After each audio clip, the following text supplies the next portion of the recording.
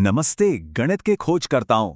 आज के इस मजेदार एक्सप्लेनर में हम बड़ी बड़ी संख्याओं के रहस्य सुलझाने वाले हैं। हम प्रॉब्लम सेट्स 2 से लेकर 6 तक के सारे सवालों को हल करेंगे और नंबर्स के पीछे के लॉजिक को समझेंगे। तो चलिए शुरू करते हैं। चलिए देखते हैं आज के हमारे लेवल्स क्या हैं। सबसे पहले डिजिट्स और न्यूमरल्स की दुनिया, फिर लैक्स और मिलियंस का जादू। उसके बाद प्लेस वैल्यू और एक्सपैंडेड फॉर्म सीखेंगे। फिर देखेंगे कि कौन सा नंबर बड़ा है और कौन सा छोटा, और आखिर में क्रोर्स और उससे भी बड़ी दुनिया की सैर। तो चलिए लेवल 1 से शुरू करते हैं, डिजिट्स और न्यूमरल्स की खोज। दुनिया का हर एक नंबर, चाहे वो कितना भी बड़ा क्यों ना हो, सिर्फ 10 डिजिट्स से मिलकर बनता है, 0 से लेकर 9 तक। इसे ही डेसिमल सिस्टम कहते हैं। प्रॉब्लम सेट 2 का पहला सवाल भी इन्हीं 10 डिजिट्स का इस्तेमाल करके बड़े बड़े नंबर्स बनाने के बारे में है ना कमाल की बात। अब जरा इन आंकड़ों पर नजर डालते हैं। प्रॉब्लम सेट 2 के दूसरे सवाल में बस इतना करना है कि देवनागरी न्यूमरल्स को इंटरनेशनल न्यूमरल्स में बदलना है। जैसे देवनागरी का 2359 इंटरनेशनल न्यूमरल्स में 2359 बन जाता है। नंबर वही रहता है, बस लिखने का तरीका बदल जाता है। प्रॉब्लम सेट 2 के चौथे और पांचवें सवाल किसी मजेदार पहेली से कम नहीं है। रुपयों को गिनने के लिए बस 1000, 100 और 10 के नोटों को जोड़ना है, और लीजिए 20,640 रुपए बन गए।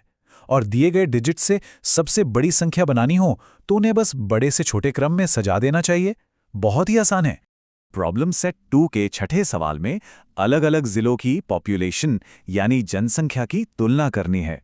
डेटा में सबसे ऊंचा बार बोदवड़ का है, जिसका मतलब है वहां सबसे ज्यादा लोग रहते हैं, और तड़ा का बार सबसे छोटा है, मतलब वहां लोग सबसे कम है। देखते ही जवाब मिल गया। लेवल 1 पार करने के बाद अब बारी है लेवल 2 की, लैक्स और मिलियंस का परिचय। सोचिए 99,999 सबसे बड़ी 5 डिजिट संख्या है, लेकिन जैसे ही हम इसमें सिर्फ एक जोड़ते हैं, चमत्कार हो जाता है। हमें मिलता है 1 लाख, यानी 1 लाख। ये एक बिल्कुल नई जगह खोल देता है और गिनती पहले से भी ज्यादा मजेदार हो जाती है। प्रॉब्लम सेट 3 में हमें इन्हीं 6 डिजिट नंबर्स को पढ़ना और लिखना सीखना है। जैसे 7,65,234 को हम 7,65,234 पढ़ते हैं। सीक्रेट बस इतना है कि हर डिजिट को उसकी सही जगह पर बैठाना है। और जब संख्या 6 से 7 डिजिट्स की हो जाती है, तब क्या होता है? अगर हम 1 लाख को 10 बार जोड़ें तो वो 10 लाख बन जाता है। और एक दिलचस्प बात बताऊं, इंटरनेशनल सिस्टम में इसी 10 लाख को 1 मिलियन कहा जाता है। प्रॉब्लम सेट 4 में इन्हीं विशाल 7 डिजिट संख्याओं को पढ़ने की प्रैक्टिस करनी है। महिलाओं की कोऑपरेटिव क्रेडिट सोसाइटी के डिपॉजिट्स को ही ले लीजिए। जैसे पुणे में 94 लाख से भी ज्यादा जमा हुए हैं। ऐसे असली आंकड़ों के साथ प्रैक्टिस करने में बहुत मजा आता है।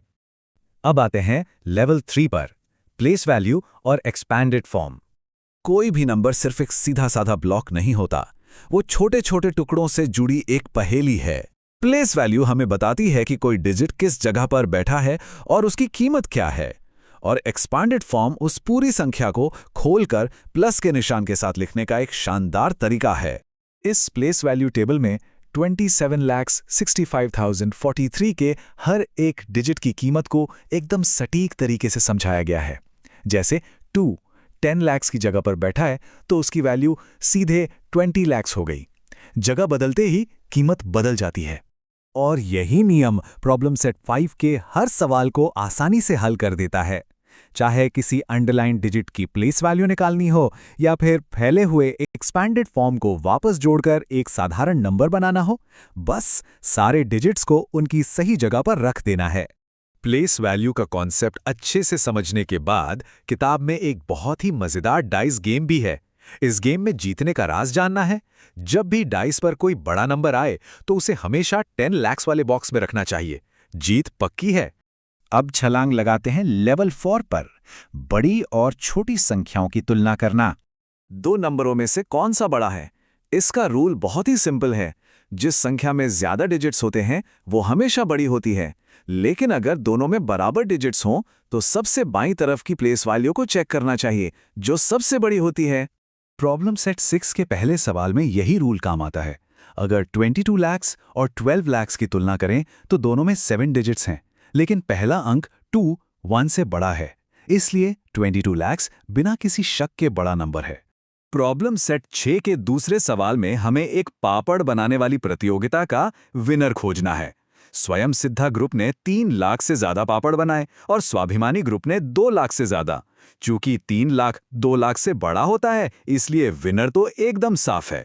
प्रॉब्लम सेट 6 को पूरा करने के लिए हमें नंबर्स को असेंडिंग ऑर्डर यानी बढ़ते क्रम में लगाना है, सबसे छोटे से शुरू करके सबसे बड़े तक।